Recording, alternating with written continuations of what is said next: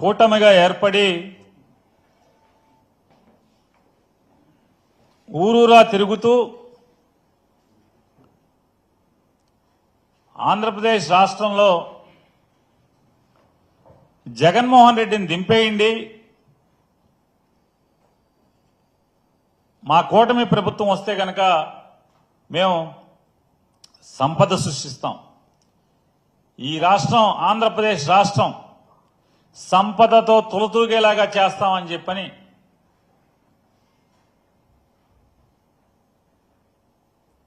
ఉత్తర కుమార ప్రగల్భాలు పలుకుతూ మాయమాటలు చెప్తూ మోసపు వాగ్దానాలతో అధికారంలోకి వచ్చిన తర్వాత నారా చంద్రబాబు నాయుడు నాయకత్వంలోని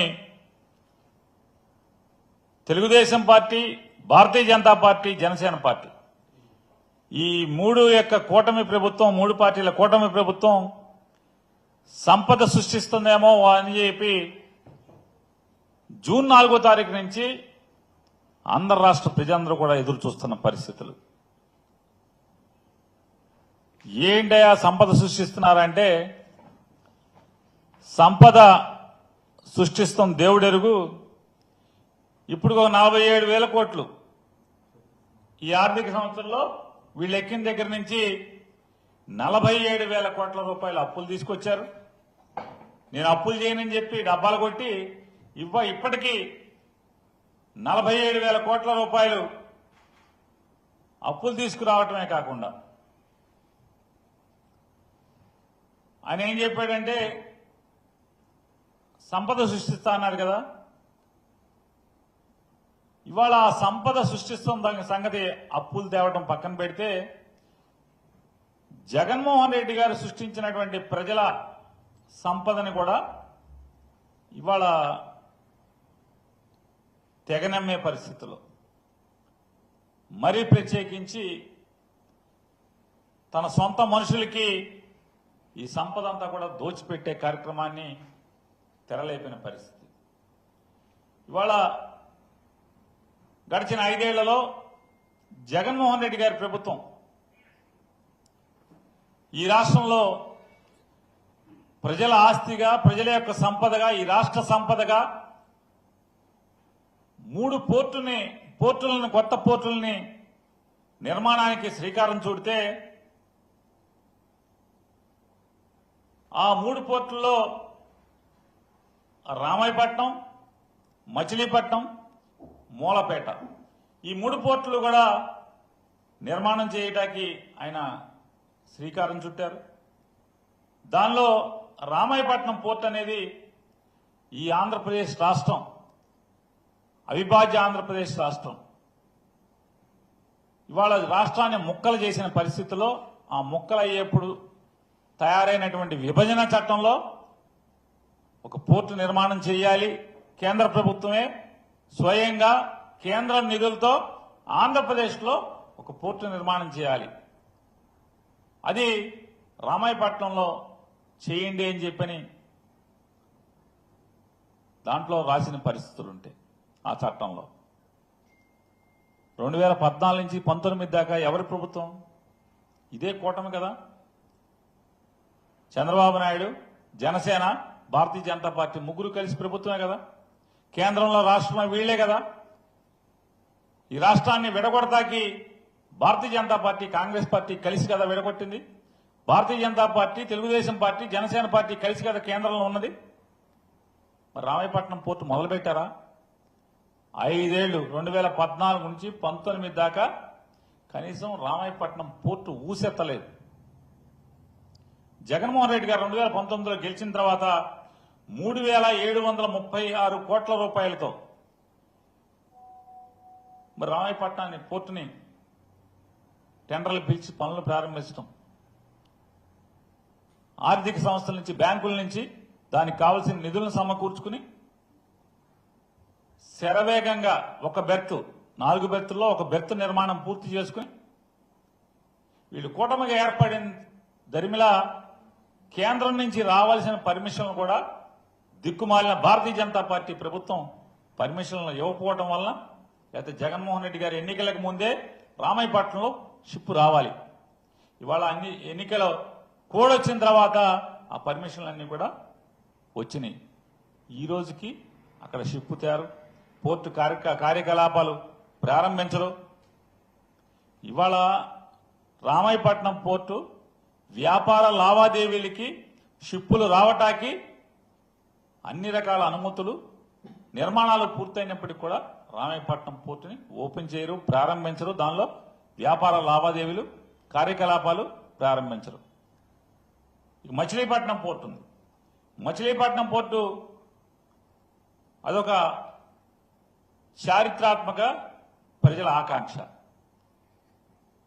దశాబ్దాలుగా మచిలీపట్నంలో పోర్టు నిర్మాణం చేయాలి అని కృష్ణా జిల్లా వాసులందరూ కూడా అనేక సంవత్సరాలుగా ఆకాంక్షిస్తుంటే, ఈ సుదీర్ఘకాల ఆకాంక్ష అయినటువంటి బందరు పోర్టుని రాజశేఖర రెడ్డి గారు ముఖ్యమంత్రి అయిన తర్వాత దానికి కావలసినటువంటి అన్ని రకాల అనుమతులు తీసుకొచ్చి టెండర్లు పిలిచి ఆ పనులు ప్రారంభోత్సవ శంకుస్థాపన చేయటం, తర్వాత ఆయన మరణం, ఆకస్మిక మరణం, రాజశేఖర రెడ్డి గారి యొక్క ఆకస్మిక మరణంతో బందర పోర్టు నిర్మాణం ఆగిపోవటం, ఆ తర్వాత రాజశేఖర రెడ్డి గారి మరణం తర్వాత లేదా జగన్మోహన్ రెడ్డి గారు ముఖ్యమంత్రిగా అయ్యే ముందున్నటువంటి పాలకులందరి యొక్క దుర్మార్గపు నిర్లక్ష్యంతో బందరు పోర్టు ఎక్కడ వేసిన గొంగళి అక్కడే ఉన్న పరిస్థితిలో ఉంటే, ఇవాళ జగన్మోహన్ రెడ్డి గారు ముఖ్యమంత్రి అయిన తర్వాత చంద్రబాబు నాయుడు గారిని ఎన్నికల్లో చెప్పాడు, నేను బందరుకి షిప్ తెస్తాను, 6 మాసాల్లో పోర్టు కడతానని చెప్పాడు. 6 మాసాల సంగతి దేవుడెరుగు. 22 గ్రామాలు ఖాళీ చేసి 33,000 ఎకరాలు పొలం, రైతుల పొలం లాక్కునే ప్రయత్నం చేసిన పరిస్థితి. చివరికి ప్రజలు తిరగబడి పోరాటం చేయాల్సిన పరిస్థితి. పోర్టు కట్టకపోగా అంటే అసలుకే ఎసరు పెడితే మొత్తం అందరి ఆస్తులు లాక్కుంటే మాకు పోర్టు వద్దులే అని చెప్పని అంటారని అనుకున్నాడా, లేదా ప్రజల ఆస్తిని దోచుకుందాం అనుకున్నారా? 22 గ్రామాలు ఖాళీ చేసి 33,000 ఎకరాలు ఇవ్వాలని చెప్పని ఇవన్నీ కూడా బలవంతపు భూసేకరణ కింద 2015 ఆగస్టు 31వ తారీఖున అర్ధరాత్రి నోటిఫికేషన్లు ఇచ్చిన పరిస్థితుల్లో అక్కడి నుంచి దాన్ని మూలపడేస్తే జగన్మోహన్ రెడ్డి గారు వచ్చి బందర పోర్టు నిర్మాణానికి 5,156 కోట్ల రూపాయలతో బందర పోర్టు నిర్మాణాన్ని ప్రారంభించి ఇప్పటికీ 50% పోర్టు పనులు, బ్రేక్ వాటర్స్ పూర్తయినాయి, బెర్తుల నిర్మాణం శరవేగంగా జరుగుతుంది, అలాగే డ్రెడ్జింగ్ వర్క్ జరుగుతుంది.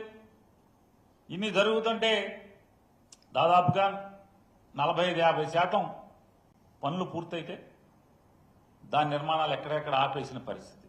అలాగే అత్యంత వెనుకబాటుతనం కలిగినటువంటి, ఆర్థికంగా అత్యంత వెనుకబాటుతనం కలిగినటువంటి శ్రీకాకుళం జిల్లాలో మూలపేట అనే ప్రాంతంలో పోర్టు నిర్మాణం, ఆ పోర్టు జగన్మోహన్ రెడ్డి గారు ప్రారంభించారు. ఆ పోర్టు నిర్మాణం అనేది శ్రీకాకుళం జిల్లాకే ఒక గొప్ప మణిహారంగా రూపుదాల్చుతున్న పరిస్థితిలో అది 4,360 కోట్ల రూపాయలతో జగన్మోహన్ రెడ్డి గారి ప్రభుత్వం ప్రారంభిస్తే దాన్ని కూడా పనులు నిలుపుదల చేసి ఇవాళ చంద్రబాబు నాయుడు ప్రభుత్వం, కూటమి ప్రభుత్వం ఏం చేస్తున్నాయంటే జగన్మోహన్ రెడ్డి గారు సృష్టించినటువంటి సంపద మొత్తాన్ని దోచుకునేటువంటి పరిస్థితుల్లో ఇవాళ టెండర్లు పిలిచిన పరిస్థితి. ఆల్రెడీ జగన్మోహన్ రెడ్డి గారి ప్రభుత్వం ప్రజల ఆస్తిగా, ఇది ఆంధ్ర రాష్ట్ర సంపదగా 3 పోర్టుల నిర్మాణాన్ని 3 ఆర్థిక సంస్థల ద్వారా రుణాన్ని తీసుకుని నిర్మాణం చేస్తుంటే ఇవాళ టెండర్లు పిలిచారు. Expression of interest, Andhra Pradesh maritime board, government of Andhra Pradesh, India. Expression of interest from potential applicants for construction, development, operation and maintenance of ports in Andhra Pradesh. 3 పోర్టులు. ఈ రకం 3 పోర్టులు అంటే ఒక పక్కన నిర్మాణాన్ని మొత్తాన్ని ఆర్థిక ఇబ్బందులు లేకుండా అన్ని రకాల ఏర్పాట్లు చేసి 3 పోర్టుల నిర్మాణం కొనసాగుతుంటే దాన్ని నిలుపుదల చేసి వాళ్ళు అమ్మకానికి పెట్టారు. పోర్టు నిర్మాణానికి మొత్తం పోర్టు డెవలప్మెంట్, ఆపరేషన్, మెయింటెనెన్స్ మొత్తం అంటే 3 పోర్టుల్ని అమ్మకానికి పెట్టిన పరిస్థితి. అంటే సంపద సృష్టిస్తామంటే అంటే ప్రజలు అనుకున్నారు సంపద సృష్టిస్తామంటే ఆంధ్రప్రదేశ్ రాష్ట్రానికి సంపద సృష్టిస్తాం అనుకుంటా చంద్రబాబు నాయుడు ఈ 75 ఏళ్ల వయసులో బాగా అనుభవం గడించాడు కదా అనుకుంటే ఇప్పుడేంటి అంటే మొత్తం ఆయనకి ఆయన మనుషులకి సంపద ఇది. జగన్ సృష్టించినటువంటి రాష్ట్ర సంపదని తెగనమ్మి దొడ్డిదారిన వాళ్ళు సంపద సృష్టించారు. వాళ్ళ సంపద పెంచుకుంటాకి ఈ దుర్మార్గమైనటువంటి కార్యక్రమాన్ని చేపట్టం. ఖచ్చితంగా ప్రజలు 3 చోట్ల కూడా రామాయపట్నంలో పోర్టు పూర్తయినా ఎందుకు షిప్ తేటలేదు, బందర్లో అలాగే శ్రీకాకుళం జిల్లా మూలపేటలో పనులు నిలుపుదల చేసి ఈ 3 పోర్టులని టెండర్లు ఎందుకు పిలిచారు? ఎందుకు మీరు నిర్మాణానికి మొత్తం పోర్టులు మొత్తాన్ని అప్పచెప్పడానికి ఎందుకు టెండర్లు పిలిచారు? ఇది సంపద సృష్టిస్తామా? అమ్ముకోవటం తెగనమ్ముకోవటాన్ని సంపద సృష్టిస్తామంటారు చంద్రబాబు నాయుడు గారు. ఇంత పాపాలకు ఒడిగడతాం దుర్మార్గంగా కనీసం అంటే తప్పు కదా నేను చేసేది అనేది ఇంగిత జ్ఞానం విచక్షణ లేకుండా ఇవాళ సంపదన జగన్మోహన్ రెడ్డి గారు సృష్టిస్తే ఇవాళ ఆ సృష్టించిన సంపద మీరు ఎగదన్నుకుపోవటమే కాకుండా ఇవాళ మెడికల్ కాలేజీలు ఈ రాష్ట్రంలో 17 మెడికల్ కాలేజీలు నిర్మాణాలు జరుగుతుంటే దానిలో 5 మెడికల్ కాలేజీలు ఇప్పటికే మొదటి సంవత్సరం పూర్తయి 2వ సంవత్సరం అడ్మిషన్లకి రెడీగా ఉంటే టోటల్గా ఈ 17 కాలేజీ ఆల్రెడీ ప్రారంభించబడినటువంటి సంవత్సరాల క్రితమే ప్రారంభించబడినటువంటి 5 మెడికల్ కాలేజీల్లో 2 మెడికల్ కాలేజీలు, మిగతా నిర్మాణంలో ఉన్నటువంటి 12 మెడికల్ కాలేజీలు ఈ మొత్తాన్ని అమ్మకాన్ని పెట్టినటువంటి పరిస్థితులు. అంటే జగన్మోహన్ రెడ్డి గారేమో ఈ రాష్ట్ర ప్రజల సంపదగా 17 మెడికల్ కాలేజీలు ప్రభుత్వ మెడికల్ కాలేజీలు ప్రజలాస్తిగా ఏర్పాటు చేయటం ప్రారంభించి అందులో 10 మెడికల్ కాలేజీలు పూర్తి చేసి 5 ఓపెన్ చేసి 5 ఓపెనింగ్ రెడీగా ఉంటే అవి మాకు ఓపెనింగ్ వద్దని చెప్పని అందులో సీట్లు మాకు వద్దని చెప్పని ఉత్తరాలు రాసి మొత్తం 12 మెడికల్ కాలేజీలు అమ్మకానికి పెట్టిన పరిస్థితి. అంటే జగన్ సృష్టించినటువంటి ఈ మెడికల్ కాలేజీ సంపద ప్రజల ఆస్తిగా ఉన్నటువంటి ఈ సంపదని వాళ్ళు తెగనమ్మే పరిస్థితి. ఇదా సంపద సృష్టిస్తాం అంటే తెగనమ్మటం. ఈ తెగనమ్మటం అనేది అంటే ప్రజలకు కూడా మనందరికీ పాతపడిపోయినటువంటి మాట వలన గుర్తు రాలేదేమో కానీ ప్రజల ఆస్తులను అమ్మటంలో చంద్రబాబు నాయుడు అంత పనోడు ఇంకో మనకి ఎవడు దొరకడు. చంద్రబాబు నాయుడు ఎన్టీ రామారావు గారిని వెన్నుపోటు పొడిచి ఆ అధికారాన్ని లాక్కున్న తర్వాత కూడా ఈ రాష్ట్రం అంటే అవిభాజ్య అంటే కంబైన్డ్ ఆంధ్రప్రదేశ్ స్టేట్ లో 56 ప్రజల ఆస్తుల్ని అమ్మేసి తెగనమ్మిన పరిస్థితి.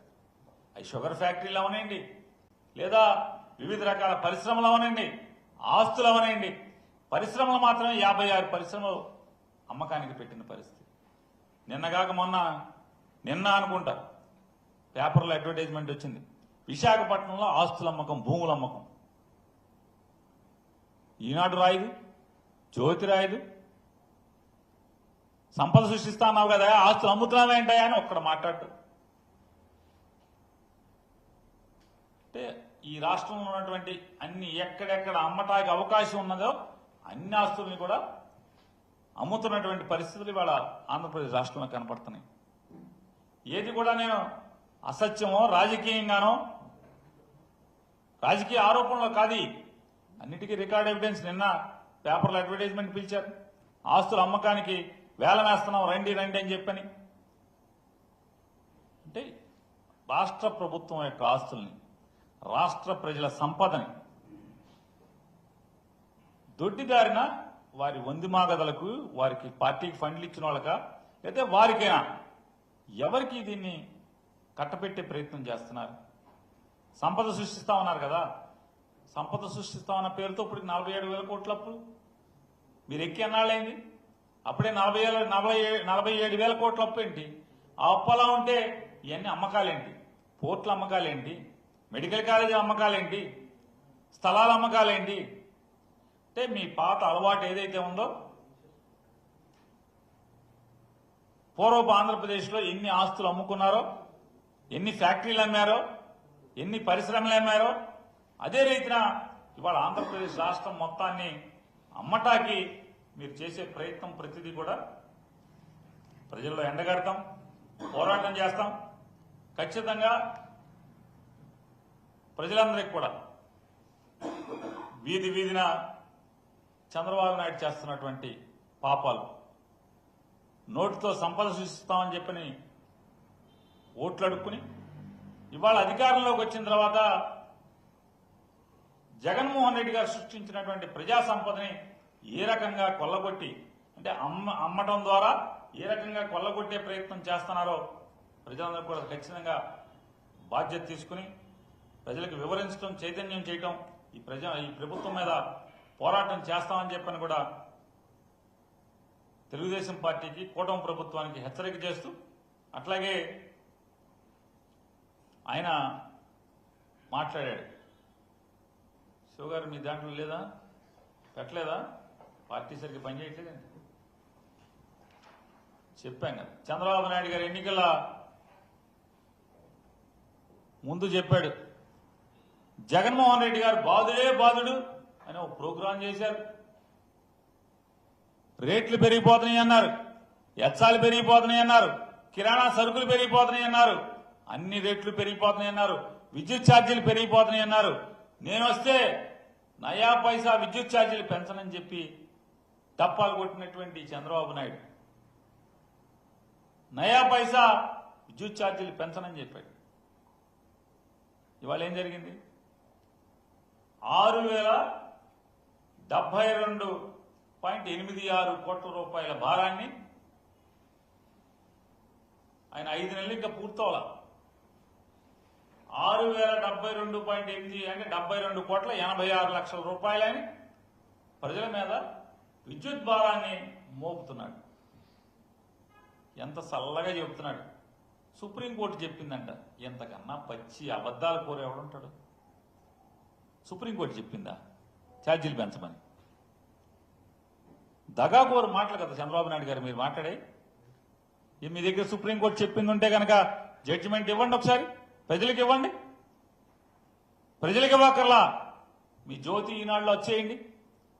ఆంధ్రప్రదేశ్ రాష్ట్రంలో చంద్రబాబు నాయుడు ప్రభుత్వంలోకి ఎక్కిన తర్వాత, ఈ కూటమి ప్రభుత్వం వచ్చిన తర్వాత ఛార్జీలు పెంచండి, 6,072.86 రూపాయల భారాన్ని ప్రజల మీద వేయండి అని సుప్రీంకోర్టు ఇచ్చిన తీర్పును ఒకసారి అచ్చేయమని చెప్తున్నాను. నోరు తెరిస్తే అబద్దాలు, దగా మాటలు, మోసపు మాటలు. జగన్మోహన్ రెడ్డి గారు కరెంట్ ఛార్జీలు ముట్టుకుంటే షాక్ పడుతుంది. ఇవన్నీ మాట్లాడారు. ఒక ఆయన ఉన్నాడు, ఆయన చంద్రబాబు నాయుడు కూడా ఎప్పుడు పచ్చి సొక్క ఎత్తాడు, నేను ఎప్పుడు చూడలే, ఎప్పుడు గోధుమ రంగు సొక్క ఎత్తాడు. వాళ్ళ అబ్బాయి గారు లోకేష్ నాయుడు కూడా నేను ఎప్పుడు పసుపు చక్క చూడాల. అసలు ఒక ఆయన కర్నూలు కవచకుండలాల్లో పుట్టినట్టు రాత్రిపూట ఆయన ఇప్పుతాడో లేదో తెలియదు, పసుపు చొక్క వేసి తిరుగుతుంటాడు ఒక ఆయన. ఆయన అసలు మామూలుగా తోపుడు బండి మీద భారతీయ ఇసుక బంగారాన్ని ఒంటి మీద నగలు తీసి కాటా వేసి ఇసుక అమ్ముతున్నారు. ఇప్పుడు అమ్మ ఇసుక బండిలో తోసుకుని అమ్మచ్చు కదా. మీ కారు మీదే బండి ఎక్కించి, ఇప్పుడు పెద్ద పెద్ద విమానాల లాంటి కార్లు వేసి తిరుగుతున్నారు కదా, ఆ పెద్ద దాని మీదే బండి ఎక్కండి, తోపుడు బండి పెట్టండి, పెట్టి ప్రజలు బంగారం ఇస్తూ ఉంటారు, చూసి అమ్మండి ఇసుక.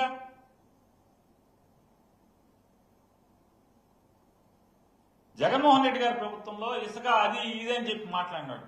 ఇవాళ కార్మికులు ఏమైపోతున్నారు? పనుందా ఎవరికన్నా? నిర్మాణ రంగం మీద ఎన్ని మాటలు చెప్పారు, ఎన్ని మోసపు మాటలు చెప్పారు మీరు. ఉచిత ఇసుక అన్నారు, సిగ్గు కూడా అనిపించట్లేదు.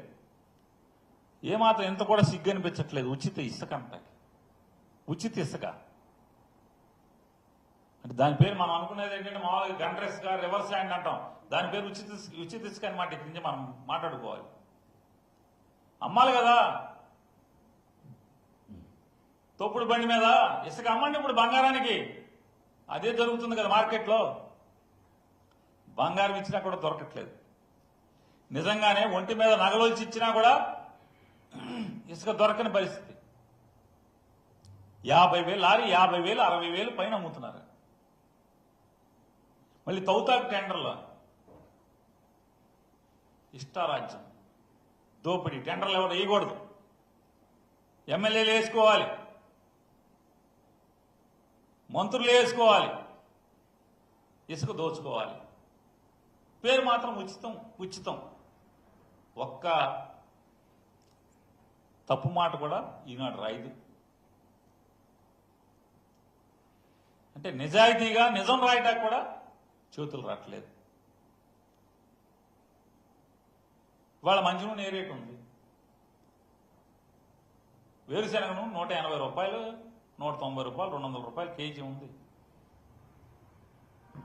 మరి ఏమైంది? ఈ బాధుడు ఎవడు? జగన్మోహన్ రెడ్డి గారు బాగుతున్నాడని చెప్పారుగా. ఇప్పుడు మీరెవరు? చంద్రబాబు నాయుడు, లోకేష్ నాయుడు, పవన్ నాయుడు, పురంధేశ్వర నాయుడు మొత్తం కలిసి బాగుతున్నారా మీరందరూ? చచ్చిపోతారు జనం 4 కలిసి బాధితే. బాధుడే కదా మరి. ఏ రేటు? కాయగూరల ధరలు ఎలా ఉన్నాయి?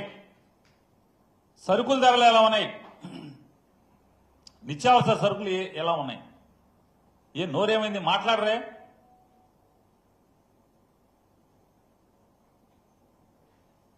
ఇసుక దొరకదు, ఉచితం అంటారు. ఉచితం కాదు, డబ్బులు కూడా దొరకదు.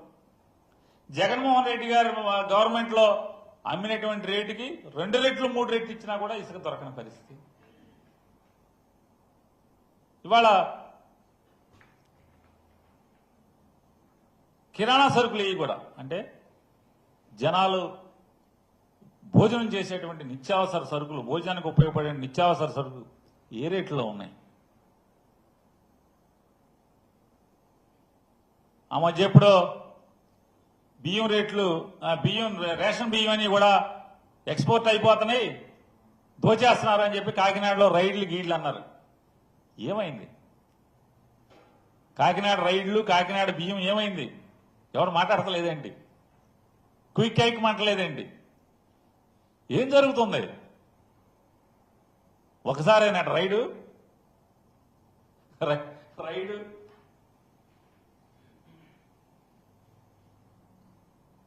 ఎందుకు ఆగినాయి రైళ్లు? కాకినాడలో మళ్ళీ సందడి లేదేంటి? ఒక్కసారైనా సందడి? ఏమైంది? సరే, విద్యుత్ ఛార్జీలు చంద్రబాబు నాయుడు చెప్తాడు. జగన్మోహన్ రెడ్డి గారి అప్పుల వల్ల లేదా ఆయన చేసిన పరిపాలన వల్ల మేము రేట్లు పెంచాల్సి వచ్చిందని చెప్పని, కరెంటు ఛార్జీలు పెంచాల్సి వచ్చిందని మాట్లాడుతాం. నోరు తెరిస్తే ఎంతసేపు అబద్ధాలతో అధికారంలోకి వచ్చాడు. ఎన్టీ రామారావు గారి మీద అమాయకుడైనటువంటి, నిజాయితీపరుడైనటువంటి, ప్రజల మనిషి అయినటువంటి నందమూరి తారక రామారావు గారిని ఎలా అయితే అసత్యాలతో, తప్పుడు మాటలతో, తప్పుడు ప్రచారంతో ప్రజల్లో ఎట్లయితే రామారావు గారి కీర్తిని మసకబారేట్టు చేశాడు, ఈనాడులో రాయించి, తప్పుడు వార్తలు రాయించి ఏ రకంగా రామారావు గారిని తన అసత్యాలతో కుట్ర చేశాడో, ఈ రోజుకి అవి ఆపడం ఆ కుట్రలు. అరే 75 ఏళ్ళు వయసు వచ్చింది కదా, 45 ఏళ్ళు అనుభవం సంపాదించాం కదా, ఇన్నాళ్ళకైనా నిజాయితీగా రాజకీయం చేద్దాం అనేది ఆయనకి ఏ క్షణం మాత్రం కూడా రాదు. ఇవాళ చంద్రబాబు నాయుడు గారిని ఛాలెంజ్ చేస్తున్నాను. 2014-15 చంద్రబాబు నాయుడు గారు ముఖ్యమంత్రిగా ప్రమాణ స్వీకారం చేసిన రోజుకి ఆంధ్రప్రదేశ్ రాష్ట్రం యొక్క విద్యుత్ డిస్కమ్లు 2 ఉన్నాయి. సదరన్ పవర్ డిస్కమ్, అలాగే ఈస్టర్న్ పవర్ డిస్కమ్. ఈ 2 డిస్కమ్లు కూడా 2 విద్యుత్ డిస్ట్రిబ్యూషన్ సంస్థలని ఉన్న అప్పు, అంటే అప్పటికి లాసు, ఆ కంపెనీలు 2 కంపెనీలకు ఉన్నటువంటి లాసు 6,625,88,00,000 రూపాయలు. 6,625,88,00,000 అంటే అప్పుడు కొన్ని నష్టాలు ఉన్నటువంటి కంపెనీకి ఉన్న నష్టాలు రాష్ట్రం వీడేప్పటికి రెండు డిస్కంలు చంద్రబాబు నాయుడు గారు దిగి జగన్మోహన్ రెడ్డి గారికి అప్పచెప్పేప్పటికీ ఈ విద్యుత్ పంపిణీ సంస్థల యొక్క నష్టాలు 28,715 కోట్ల రూపాయలు. అంటే 5 ఏళ్లలో చంద్రబాబు నాయుడు గారి యొక్క అసమర్థత వల్ల డిస్కమ్లకి అంటే డిస్ట్రిబ్యూషన్ కంపెనీలకి విద్యుత్ పంపిణీ సంస్థలకు వచ్చినటువంటి నష్టం 22,089 కోట్ల 12 లక్షల రూపాయలు. నష్టాలు 22,089 కోట్ల 12 లక్షల రూపాయలు 5 ఏళ్లలో విద్యుత్ పంపిణీ సంస్థలకి చంద్రబాబు నాయుడు నిర్వాహకం వల్ల వచ్చినటువంటి ఆయన తప్పుడు విధానాల వల్ల, ఆయన అసమర్థత వల్ల, ఆయన అసమర్థ ప్రభుత్వం వల్ల వచ్చినటువంటి నష్టాలు 22,089 కోట్ల 12 లక్షలు అయితే అంటే 34% నష్టాలు పెరిగినాయి. చంద్రబాబు నాయుడు ప్రమాణ స్వీకారం చేసి నుంచి జగన్మోహన్ రెడ్డి గారు ప్రమాణ స్వీకారం చేసే రోజుకి విద్యుత్ పంపిణీ సంస్థల యొక్క నష్టాలు 34% 22,000 కోట్ల రూపాయలు పెరిగితే ఆయన ప్రమాణ స్వీకారం చేసే రోజుకి 2014లో విద్యుత్ శాఖ యొక్క అప్పులు అంటే అప్పులు కానీ టోటల్గా అప్పులు జనరేషన్ కానీ ట్రాన్స్కో కానీ డిస్ట్రిబ్యూషన్ కానీ అన్నిటికి కలిపి ఉన్నటువంటి అప్పులు 29,552 కోట్లు. విద్యుత్ రంగానికి ఆంధ్రప్రదేశ్ విద్యుత్ రంగానికి ఉన్నటువంటి అప్పులు 29,552 కోట్ల రూపాయలు. చంద్రబాబు నాయుడు గారు దిగి జగన్మోహన్ రెడ్డి గారికి అప్పచెప్పేప్పటికీ ఉన్నటువంటి అప్పులు జగన్మోహన్ రెడ్డి గారు ఎక్కేప్పటికి కూడా మార్చి 31కే 2019 మార్చి 31 నాటికి 86,215 కోట్లు. అంటే శ్రీ శ్రీ శ్రీ నారా చంద్రబాబు నాయుడు గారి యొక్క అత్యంత సమర్థవంతమైన పరిపాలన ద్వారా ఆంధ్రప్రదేశ్ రాష్ట్ర విద్యుత్ శాఖకి 56,664 కోట్ల రూపాయలు అప్పులు పెరిగినాయి.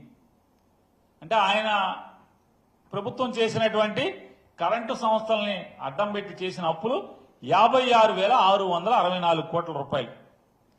23.88 అంటే కాంగ్రెస్ ప్రభుత్వం ఈ రాష్ట్రాన్ని ముక్కలు చేసి చంద్రబాబు నాయుడికి పరిపాలన అప్పుడు చెప్పేప్పటికంటే కూడా 23.88 అంటే 24% అప్పులు పెరిగి అంటే ఒక్క చంద్రబాబు నాయుడు గారు 5 ఏళ్లలో 56,664 కోట్ల రూపాయలు అప్పు పెరిగింది.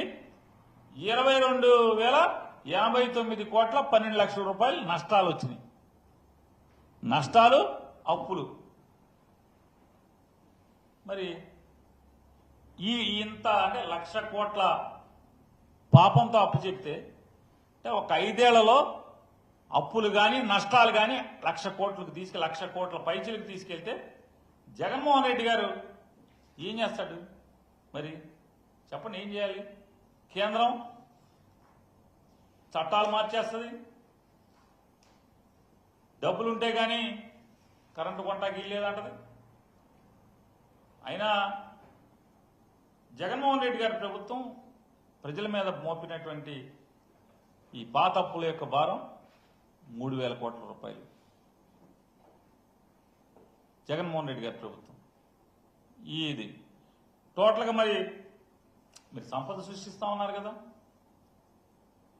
కరెంటు ఛార్జీలు పెంచనని చెప్పాడు కదా, నయా పైసా కరెంటు ఛార్జీ పెంచనని చెప్పి ఇవాళ 5 నెలలు గడవక ముందే 6,000 కోట్ల రూపాయలు 6,072 కోట్ల 86 లక్షల రూపాయలు ప్రజల మీద భారం మోపితే రాబోయే ఇంకా 4.5 సంవత్సరాల్లో ఎంత పెంచబోతున్నావు కరెంటు ఛార్జీలు? ప్రజల మీద ఎంత భారం అయిపోతున్నావు? ఈ ప్రభుత్వానికి సిగ్గుండాలి కదా. ఆంధ్రప్రదేశ్ ఎలక్ట్రిసిటీ రెగ్యులేటరీ అథారిటీలో వాదనలు జరిగినాయి. రాష్ట్ర ప్రభుత్వం మాకు ఇన్ని అప్పులు ఉన్నాయి, మేము ప్రజల మీద భారం వేయాల్సిందే అని వాదిస్తే ప్రజలు అక్కడికి వచ్చినటువంటి ప్రజలు, ఆ సంస్థ దగ్గరికి వచ్చినటువంటి ప్రజలు కానీ ప్రజా సంఘాలు కానీ ఈ కూటమి ప్రభుత్వం ప్రజలకు హామీ ఇచ్చింది, నయా పైసా పెంచనని, ఒకవేళ విద్యుత్ సంస్థకి అన్ని ఇబ్బందులుంటే కూటమి ప్రభుత్వాన్ని భరించమని చెప్పండి అని చెప్పని ప్రజలందరూ కూడా వాదించారు. కానీ ప్రభుత్వం ఏం చేయాలి? ఎస్, గడిచిన 5 ఏళ్లలో 1,10,000 కోట్ల రూపాయలు కరెంటు డిపార్ట్మెంట్ మీద ముంచేసినటువంటి అత్యంత సమర్థుడైన చంద్రబాబు నాయుడు గారు కరెంటు ఛార్జీలు పెంచడం, ఆ మొత్తం ఆ భారం మీద ఉంటే ప్రభుత్వమే భరిస్తుందని చెప్పాలి కదా. మరి చెప్పలేదే. చెప్పకుండా ప్రజల మీదే భారం ఏమని చెప్పని ఊరికే తడి కట్టం పెట్టినట్టుగా అక్కడ పెట్టి ఎలక్ట్రిసిటీ రెగ్యులేటరీ కమిషన్ని తడికిలాగా అడ్డం పెట్టుకుని ఆయనతో కాగితం తీసుకొచ్చి ఇవాళ 6,000 కోట్ల రూపాయలు ప్రజల మీద దోపిడీ చేస్తుంటే ఇది ఈ ప్రభుత్వం యొక్క నిజాయితీ. ఎంత తప్పుడు ప్రభుత్వం, ఎంత అబద్ధాల కోర ప్రభుత్వం, ఎంత మోసపూరిత ప్రభుత్వం. ఎంతకన్నా దోపిడీ ప్రభుత్వం, ఎంతకన్నా దగులుబాజీ ప్రభుత్వం ఎక్కడన్నా ఉంటుందా? మరి ఇదొకటేనా? మీరు ఏదన్నా తీసుకోండి. చెత్త పన్ను అన్నారు, ఒకడన్నాడు ఒకడు, అది ఎదవనాలా ఏమనాలా? చెత్త నా కొడుకు, చెత్త పన్ను వేసే ముఖ్యమంత్రి అన్నాడు. మరి ఈడెవడ కొడుకు ఇప్పుడు? మొన్నటిదాకా వసూలు చేశారు. మీ ప్రభుత్వం వచ్చాక మొన్నటిదాకా ఎందుకు వసూలు చేశారు? ఇవాళ చెత్త ఎత్తేవాడు లేడు, ఆయిల్ కొట్టేవాడు లేడు, బళ్ళన్నీ మూడబడే పరిస్థితి. ఇవాళ చంద్రబాబు నాయుడు డిమాండ్ చేస్తున్నాం. ప్రజలకు ఎన్నికలకు ముందు హామీ ఇచ్చావు, నయా పైసా విద్యుత్ ఛార్జీలు పెంచనన్నావు. ఇవాళ 6,000 కోట్ల రూపాయల 6,072 కోట్ల 86 లక్షల భారాన్ని రాష్ట్ర ప్రజల మీద విద్యుత్ భారాన్ని మోపుతున్నావు. ఇంకేమనంటే జగన్ గారి మీద చెప్తున్నాం. జగన్ గారు 5 ఏళ్లలో ఆయన నువ్వు అప్పచెప్పిన తర్వాత అదే నిష్పత్తిలో నష్టాలని, అంటే నువ్వు 22,000 కోట్ల రూపాయల నష్టాన్ని తీసుకొస్తే 23,000 కోట్లు, 89 అంటే 20 అంతా 23,000 కోట్ల రూపాయల నష్టాన్ని తీసుకొస్తే విద్యుత్ సంస్థలన్నిటి కూడా జగన్మోహన్ రెడ్డి గారు 5 ఏళ్లలో 300 కోట్ల రూపాయలే నష్టాలు. మరి ఎవడు సమర్థుడు? ఈ కుర్రోడు సమర్థుడా? ఈ ముసలోడు సమర్థుడా? ఎవరిది సమర్థ పరిపాలన? అలాగే 5 ఏళ్లలో చంద్రబాబు నాయుడు ఎంత తప్పు చేశాడు చూసాం మనం. మరి ఇవాళ సంపద సృష్టిస్తా ఉన్నావు కదా, ఇవన్నీ కూడా ఆస్తులు అమ్ముతున్నావు, ప్రజల మీద భారం మోపుతున్నావు. చంద్రబాబు నాయుడు తక్షణం ఈ విద్యుత్ ఛార్జీల భారాన్ని ప్రభుత్వం భరించాలని చెప్పని, ప్రజల మీద భారం మోపకుండా దాన్ని వెనక్కి తీసుకోవాలని చెప్పని వైఎస్ఆర్ కాంగ్రెస్ పార్టీ డిమాండ్ చేస్తూ, అట్లాగే 3 పోర్టులు రామాయపట్నం, మచిలీపట్నం, అలాగే మూలపేట, శ్రీకాకుళం జిల్లా మూలపేట, ఈ 3 పోర్టుల్ని ప్రభుత్వమే నిర్మాణం పూర్తి చేసి అది ప్రజల ఆస్తిగా, ప్రజల సంపదగా, ప్రజలకే దాన్ని అట్టి పెట్టాలని చెప్పని, ఉంచాలని చెప్పని, మీరు వెనక్కి తీసుకోవాలని చెప్పని, ఈ అమ్మకాన్ని రామాయపట్నాన్ని వెంటనే ఓపెన్ చేసి దాని కార్యకలాపాలు ప్రారంభించాలి. అలాగే మచిలీపట్నం, మూలపేట పోర్టుల్ని అమ్మకుండా వెంటనే ఆ పనులు శరవేగంగా జగన్మోహన్ రెడ్డి గారి ప్రభుత్వం ఎంత శరవేగంగా నిర్మాణం చేసిందో అంతే శరవేగంగా మీరు తొందరగా పూర్తి చేసి వచ్చే సంవత్సరం పోర్టుల్ని ప్రజలకి అప్పజెప్పాలని చెప్పని డిమాండ్ చేస్తున్నాం వైఎస్ఆర్ కాంగ్రెస్ పార్టీ తరఫున. ఈ సంపద సృష్టిస్తామనేటువంటి తప్పుడు మాటల పేరుతో ఈ రకంగా ప్రజల్ని, ఆంధ్ర రాష్ట్రాన్ని అప్పుల కుప్పగా మార్చే ప్రయత్నం చేస్తున్న ఈ చర్యల్ని ఖండిస్తున్నాం.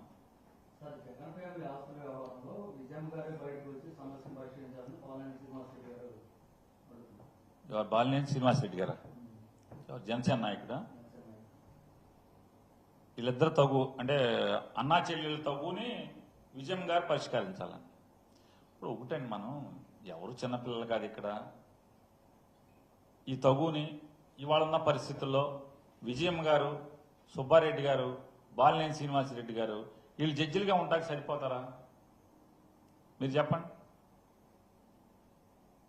ఆవిడేమో అటుపక్క, సుబ్బారెడ్డి గారు ఇటుపక్క, ఈయనేమో పవన్ కళ్యాణ్ పక్క. వీళ్ళు ముగ్గురు ఎవరిని జడ్జిలుగా ఉంటాకి సరిపోతారా? జడ్జి అంటే ఏంటి? కానీ జడ్జి అంటే ఏంటండి? మధ్యలో ఉండాలి కదా.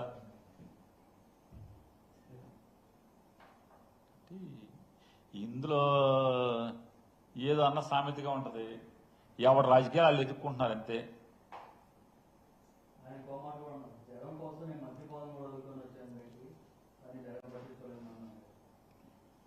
పట్టించుకోకపోవటం అంటే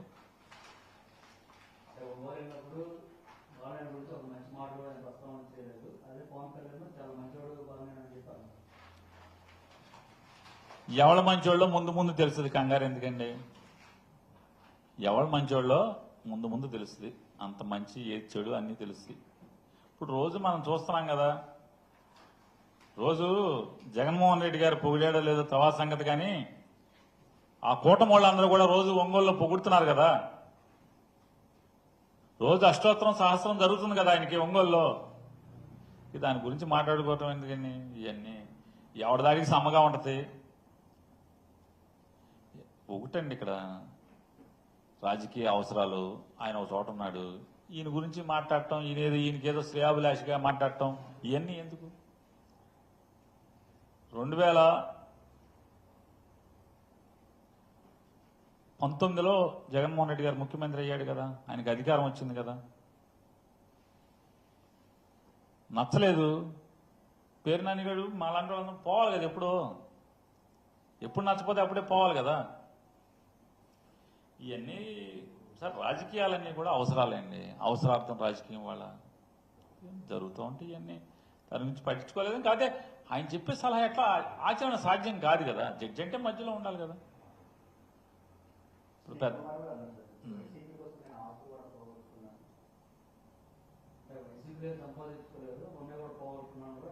కాంగ్రెస్ పార్టీలో సంపాదించుకున్నారు. ఎందుకు ఈయన రాజకీయాల్లో ఎవడు సంపాదించుకుంటాడు? ఎందుకు ఈ మాట్లాడి? ఇప్పుడు వైసీపీతో ఏం సంబంధం ఉంటుంది? నా లైఫ్ స్టైల్ నాది. ఇప్పుడు రమేష్ గారు ఒక లైఫ్ స్టైల్ ఉంటుందండి, అట్లాగే దుర్గా గారితో ఒక లైఫ్ స్టైల్ ఉంటుంది, రవి గారితో ఒక లైఫ్ స్టైల్ ఉంటుంది. ఎవరి లైఫ్ స్టైల్ ఆడది? లైఫ్ స్టైల్ని బట్టి పరిస్థితులు మారుతూ ఉంటాయి. చేసే రాజకీయాన్ని బట్టి ఎక్స్పెన్సివ్ రాజకీయం, ఎకనామికల్ రాజకీయం అన్నీ ఉంటాయి. స్టైల్ రాష్ట్రం 175 నియోజకవర్గాల్లో అన్నీ ఒకే స్థాయిలో ఒకే దూరంలో ఉండవు కదా రాజకీయాలు. ఇవన్నీ మనం రాజకీయాల్లో ఇవన్నీ మనకు మనం చేసుకునే, పులెక్కేది మనమే. పులి కరిచేసిందంటే మరి పులెక్కినప్పుడు కలుస్తుంది. రాజకీయాల్లో మరి ఎంత జరిగేది అదే ప్రస్తుతం.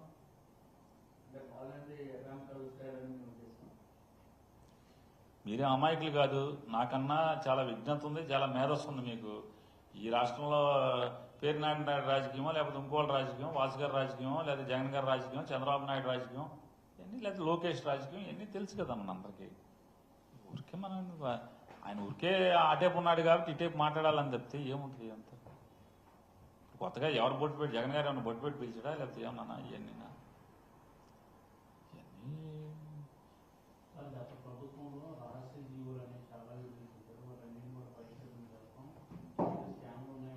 ఎవరన్నారండి? 150 రోజుల నుంచి ఏం చేశారు? ఏమన్నా బతిమాలేంటి తేవద్దని? రహస్య జీవులు కాదు, నీ ఇష్టం వచ్చింది చేసుకోమని చెప్తున్నాం కదా చంద్రబాబు నాయుడిని. మీరు ఎక్కింది అప్పులు చేయటానికి, జగన్మోహన్ రెడ్డి గారు సృష్టించినటువంటి ప్రజల సంపదని దోచుకుంటాకి, తప్పుడు కేసులు కడతాకి, ఇంతే కదా. వైఎస్ఆర్ కాంగ్రెస్ పార్టీ వాళ్ళ మీద తప్పుడు కేసులు కడతాకే కదా. మీ చేతనైంది మీరు చేయమంటున్నా కదా. చంద్రబాబు నాయుడు ప్రభుత్వాన్ని ఏంటి దాని పేరు, కాన్ఫిడెన్షియల్ జీవోలా, రహస్య జీవోలా, నీ ఇష్టం, అది ఇది లేదు, ఏది కావాలంటే అది చేసుకో, ఎన్ని కేసులు కావాలంటే అన్ని కేసులు పెట్టుకో. అల్టిమేట్ గా ప్రజాక్షేత్రంలో మీరు చేసే పాపాలు, మీరు చేస్తున్న మోసాలు, మీరు చేసే దోపిడీ ప్రతిదీ ప్రజలకి విశదీకరించి చెప్తాం, చైతన్యపరుస్తాం.